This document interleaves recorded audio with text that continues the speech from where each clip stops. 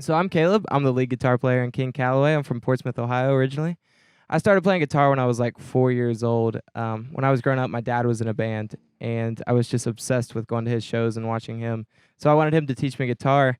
And by the time I was like 6 years old, I was already better than my dad. So I started taking lessons from people in my area and really just playing as much as I could. I was like 9 years old, sneaking into bars at night just to play shows, and they would kick me out, and I'd sneak back in. And that wasn't too long ago for me because I'm only 19. I'm the youngest in King Calaway, but it's super cool like being in this band at this point in my life with my older brothers really, and they're awesome to me, so that's cool. And when I found these guys, I was immediately drawn to Austin because Austin was a bass player like my dad was, but Austin is so much better than my dad ever was, so I thought that was super cool. Gail's dad's pretty good. I've actually never heard your dad play bass before. He's we'll pretty have to good. jam sometime. He's not that great. Oh my goodness. He's Tour a bass mic. player. Oh, man. Should I do mine then? Go for it. Cool. Go for it. Yeah. We'll So do my it. name's Austin. And then, my name's Austin. I play bass, and I started playing bass when I was 10 years old. I grew up in Minnesota. So when I was 10, I saw a U2 music video, and I saw Adam Clayton, U2's bass player, and I was just really drawn to him and like just kind of being like just the, I don't know, support like the bed of the band, you know. And that was just really interesting to me, and like all the stuff the Edge was doing was cool, but I wasn't ever interested in like that sort of stuff. So I just like asked for a bass for Christmas, and my parents got me one, and I never put it down. I actually studied here in Boston at Berkeley for 3 semesters, which was pretty solid, I thought, pretty solid effort. And then after that, I moved to LA and was lucky enough to start playing with some different pop artists and kind of touring the world and stuff. And kind of through that, I was introduced to these guys, and I made the move to Boston, and now here we are. So yeah, that's me. Who wants to go next? Go on, Chad. All right. Hello, everybody. I'm Chad Michael Jervis. I'm from Wilmington, Delaware. My love for music began with my obsession with Elvis Presley when I was a very young boy. I wanted to be an Elvis impersonator when I grew up, but then I realized you can actually pursue a career in music without singing Elvis songs and dressing up in the whole get-up and the wig. So I started writing my own songs. I started singing seriously. When I was in middle school, high school, started gigging all around Delaware. Also came up to Boston for Berkeley as well, like Austin did.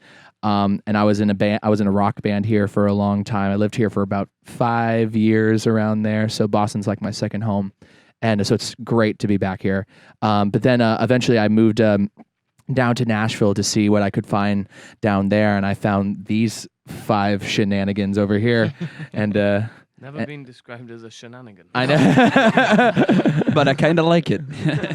Is shenanigan even a noun? It is, yeah. Cool, it Shenanigans. is now. It is now. It is Yeah. now. I've made it a noun, but It's someone that is foolish.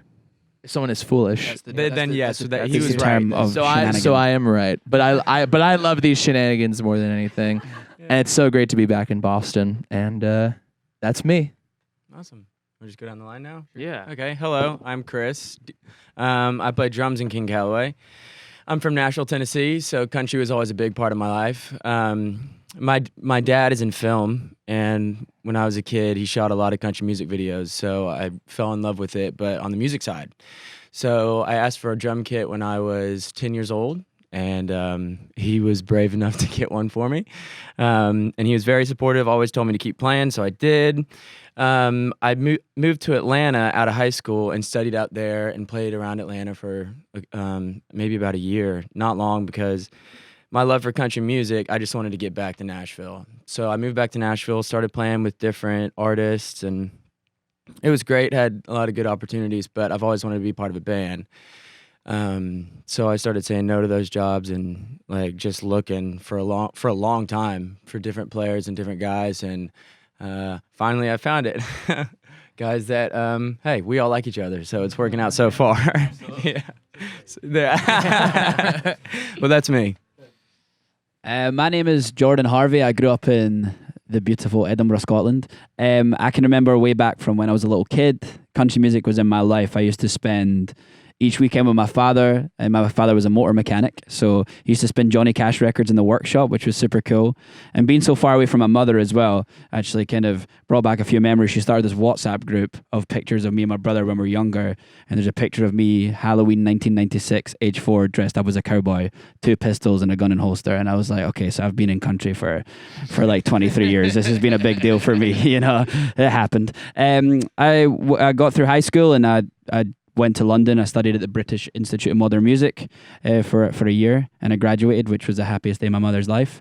I then moved back to Edinburgh, joined a band, and we toured extensively throughout the UK and Europe in this 1999 Ford Transit that we nicknamed Harvey Dent after Batman because it was covered in dings and always broke down. And then I was living in Europe for a little bit. I moved back, did some work with a British broadcasting channel in the UK, and went on a television show and came off.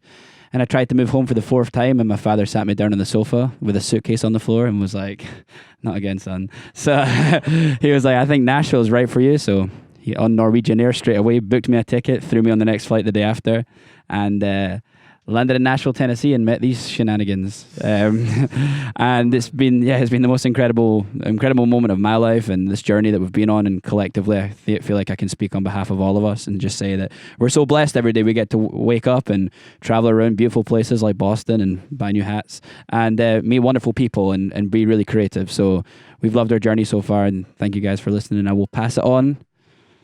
This lovely gentleman, Shenanigan, to my left. I was just Simon thinking, your dad Dimas. flew you over on Norwegian. He did, man, yeah. Was he not worried? He wanted you to actually get there. Yeah.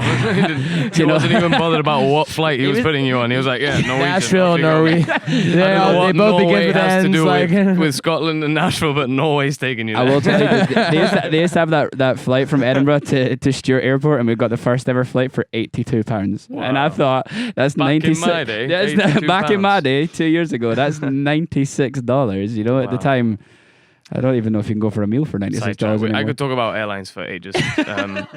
My name's Simon. I'm the 6th member of King Calaway. I grew up in a place called King Calaway. No, I didn't. I grew up in a place called Gibraltar, which is a British overseas territory right next to Spain. You may know songs that mention the Rock of Gibraltar, and if you don't, just Google it if you want. But yeah, like it's a really small place, so there weren't that many musicians. So I was in a band with my 2 older brothers. We kind of grew up listening to bands like the Eagles, the Beatles, Simon and Garfunkel, just super harmony-based groups. And I knew that that's what I wanted to do in life, be a musician. So I went to study in England. Similarly to Jordan, I went to the Royal Northern College of Music in Manchester and met a really cool guy there called John Schoen, who, right when I was getting ready to give up music for good, because I felt like I was done playing to no one, he was like, "Why don't you go to Nashville?" And so, yeah, I was like a day away from becoming a Catholic missionary when John said, "Why don't you go to Nashville? I know a guy called Jordan living there." And so I did that, moved to Nashville, met these guys, these hooligans. It's been really fun. What have we done? We've done really cool things. We've opened for Garth Brooks. We've played the Opry a bunch of times, opened for Rascal Flatts. And it's just, I was like thinking about it with them yesterday, like looking back and being like, what we're suddenly doing, it's just incredible. Dreams coming true every single day. And the funniest part is that my parents think I'm a Catholic missionary somewhere. So it's just like, whatever. All right, cool. Yeah, that's it.